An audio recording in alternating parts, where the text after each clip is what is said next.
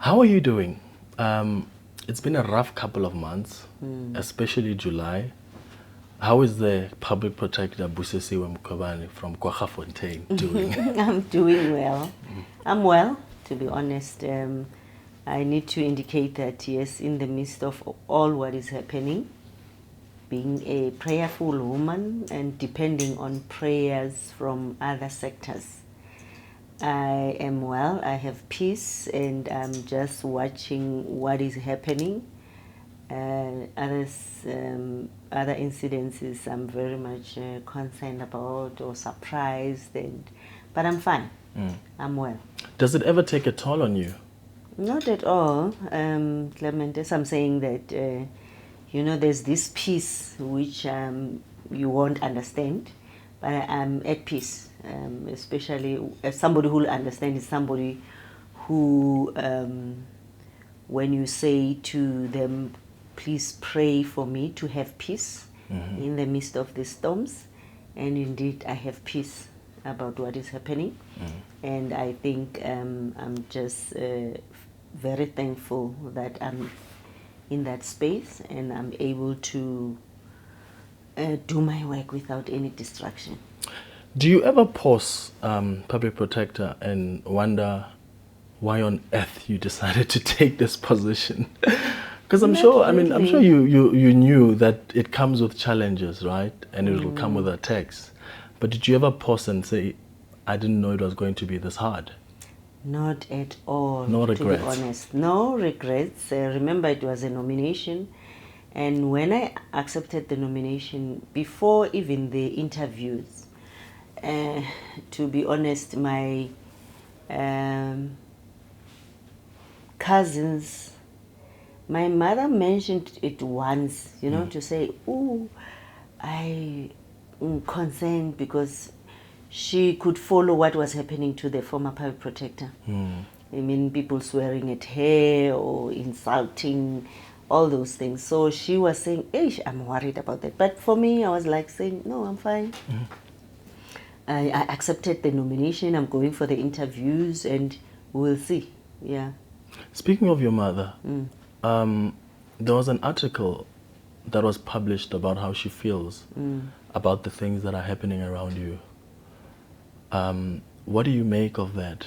Is that a reflection of how the family feels, especially on the court findings, on the attacks, on even the Constitutional Court saying you'd have to pay from your own personal pocket? Is that how they feel? How are they taking it? Because I understand what you say about prayer, but at the end of the day, we're human beings. Things get to us. We do. I mean, she's not well, but she's praying a lot. I get my encouragements from her. And even after the Constitutional Court judgment, I called her. I told her all is well. We will see how we pay that particular money. But as far as that is concerned, it's a very serious invasion of privacy and security issues. I'm very much concerned about. I think you've seen what I've posted, because that reminds me of the apartheid times, how they will then, as the smear campaign, they are trying to deal with me, discredit me, or as well, trying to show others that these are untouchables. For instance, your Reserve Bank and your issues relating to some people, you shouldn't investigate them. So it's stooping very low for the South African media. Actually, we'll be dealing with that because that person had no right to go and interview my mother. And that's how she feels. But again, I had to arrange security for her because I don't know whether it was genuinely wanting to hear what the family feels or indeed is the strategy of the then apartheid operations, where then they also go to your family to deal with you. When you say they, who are you referring to? Who are these people that are trying to just target and discredit you?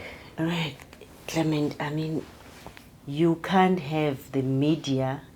There's a video I've posted. I mean, you've seen how they dealt with Winnie Mandela. There was that strategic communication which journalists sat and every day publishing very negative stories. This started when I was investigating the rogue unit. There were very serious negative reporting incidences. I mean, I'm still in the media or in the papers, on TV daily, and I mean during the month of end of June or even July. In fact, June, somebody was even saying, there is 2 or 3 articles almost daily about me. And what are you doing, trying to do to the minds of South Africans? Because, I mean, media is a very powerful tool. I think we know what Malcolm X is saying. You try to then influence the people. And the danger about it is that some of the people don't read the articles which are published. As long as the headline is saying the enemy of the state, people don't read. I mean, this article which was saying I received monies from the Guptas. They just read the headline on Twitter, on Facebook, and they conclude about you. That's what is happening in the country.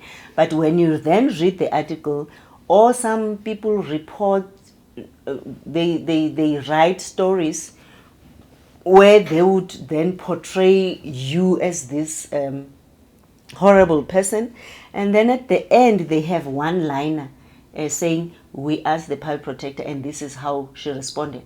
In the country, if we had, there's one article Ferial published, the questions and the answers. That's fair reporting, because if we can have the media in South Africa which is like that, even in the world, then we will be a very peaceful country. I mean, that's the challenge, that there's that manufacturing of concern, because then people are then fed this information or this narrative that you need to take this person as this horrible person. You're a Gupta, you're a Zupta, and, wondering, I was one of those 77 to 80 people who were interviewed, who were shortly, in fact, nominated, shortlisted to 14 individuals. Was there any involvement of President Zuma there? And then I went for a live interview, all of us. Was he there answering my questions? So I wonder if people are not then critically analyzing that. The former public protector was appointed by the same president. Chief Justice was appointed by the same president. But now you allow yourselves as people to be fed these lies and this narrative.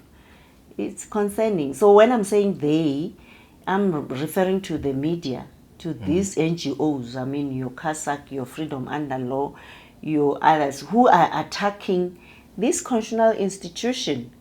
You understand? Because you cannot separate Busisiwe Mkhwebane from public protector.